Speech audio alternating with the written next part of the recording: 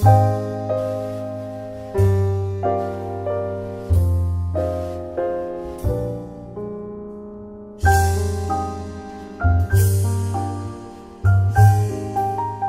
got the hotel at the end of 2005, and we were able to get a loan to buy the hotel itself, but once we had started work on it, we couldn't get any further funding on it. That was during the time when the economy collapsed. So in 2008, we opened up the restaurant on the ground floor to try to raise more money to work on the restoration. But then once we got into the restaurant, which will be 4 years on the 22nd of February, then we were working 80 to 100 hours a week in the restaurant. Actually, we were open 6 days a week when we first started, and we were really putting in 100 hours or more a week. We were off on Sunday, and we would just sleep the whole day and then come back to work on Monday. What condition was the hotel in when you received it? When we first got here, there was no running water. There was only a few lights dangling from the ceilings. There were little pull cords, and it was also filled. Every floor and every stair tread going up through the floors was covered with stuff. And there was actually like this much room on each stair tread to get upstairs, and then there was stuff stacked on each thing. And when I say stuff, I mean it was literally stacked to the ceilings, with little pathways running through it. And we pulled out over 250 cubic yards of just stuff that Carl had pulled in from all the dumpsters around here. He used to go dumpster diving every night, and I mean there were 50 or 60 vacuum cleaners in here. There were old beds in here. There was one pile of pot lids. There was over 100 pot lids in a pile. No pots, just pot lids. And phones and beer bottles. There was several walls of beer bottles, because someday he was going to brew his own beer. So he saved all the empty bottles in boxes, and there were just walls and walls. Fortunately, we were able to take those to recycling, so that cut down on what we had to do with our dumpsters. We were using those 40-foot, 8-foot high roofing dumpsters, and we went through a lot of them. I don't even know how many, but Sandra and I just going up and down these stairs and pulling everything out. And now the electrical has been redone all the way up to the 4th floor. Plumbing's been done all the way to the 4th floor. Everything's been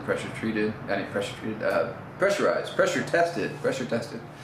And it's all ready to go. Basically, we've got the painting of the rooms and putting the trim back on, and put up a fire escape, and we could open the building. So we've done all the heavy lifting, and we've got the ground floor basically done, and open as a restaurant for the seating, and the side building is a kitchen. The kitchen was a building that was added in the 50s, and it was completely stuffed to the rafters. In fact, you could only get a few feet inside the door when we first opened up that room. There was no electricity, no running water, and now we've got a state-approved kitchen in there. And that's where we do all our cooking for the restaurant, and then the seating's inside in the ballroom, the original ballroom from the hotel.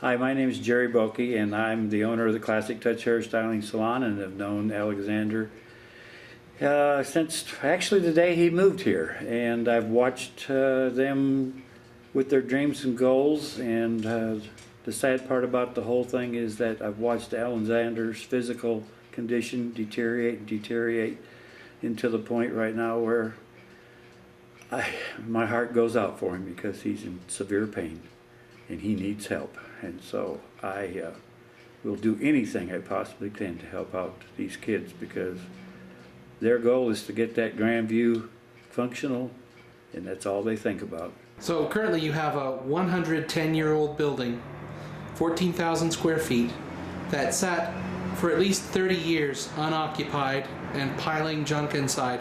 Yep. And over the last 7 years, you've cleared it out, rewired it, replumbed it, finished the bottom floor, and opened a restaurant. What toll has this taken on you? Well, when I first got in here, when I was tired, I had a slight limp. I used to run marathons and walk a lot, and also had a couple of accidents when I was a commercial hard hat diver. And I had a slight limp when I would get tired. But we've been working 12 to 14 hours a day for 7 years, and most of that on my feet, and my feet on the kitchen, and on my feet on the scaffoldings and stuff like that. And now both my hips have completely deteriorated. I need a double hip replacement, double full hip replacement, and I have VA coverage, but we can't afford to shut the restaurant down long enough for me to get my hips done. And I've gone from that slight limp to, if I can use a cane to get around inside, but if I go over a block, I have to use cuff crutches. And I have to take, I can't take enough medication to stop the pain, because that I wouldn't be able to work if I took that much medication. So I'm on a pain regimen that allows me to at least cut it down far enough so I can work. But the VA doctors told me that I could wake up any day and not be able to get out of bed. So now we're in the, we can't tread water anymore. We either have to find some help so that we can finish the building so that I can get my legs fixed, or we have to sell it. If this is too personal a question, you're free not to answer it, but what does this cost you financially? It depends on, if we have to sell the building, I will have lost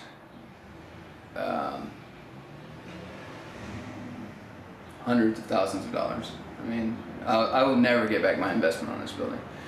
I put my entire life savings, all my retirement. I'm 52 years old. I know people don't think I'm 52, but I am. I've put everything I ever had into this building, and because it's not completed, of course, it won't sell for what it's worth if we end up having to sell it.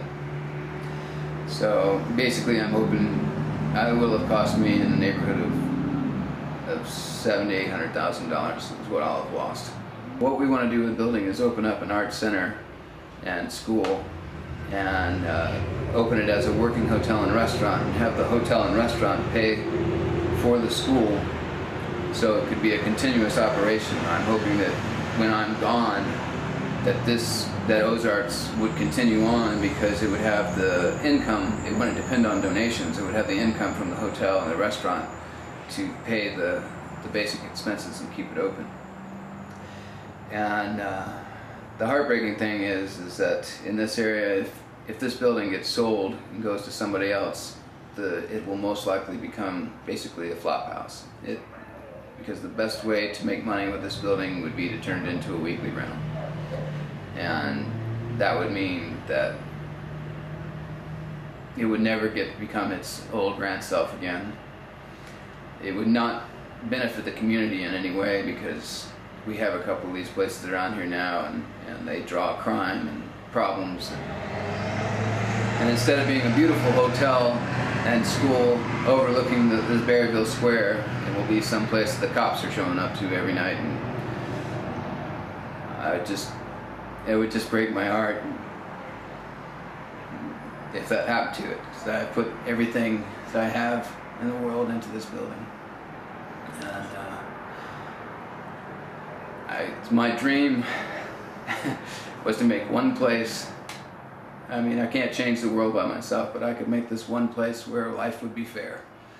Where if you came here to the school and you didn't have the money, then you could work here and go to school anyway. And if you wanted a project done, you don't have to be approved. What you have to do is help other people get their projects done. And once you've earned the right to do your project by helping other people, then you get your project done. So it's not I want to set it up in a way that it'll never become a nepotistic place where only people who got in at the beginning, or only people who are friends with the people who are running it after I'm gone, will be able to do their projects. In fact, when we did put down the ground rules for Ozarks, we only had one rule, and that was that you couldn't do a project that promoted hate. It's the only thing that we have is in our bylaws, is that it can't be something that promotes hate. And that's our only restriction, because we want it to be an open and a place where true art can be created without the type of guidelines that prevent people from living their dreams.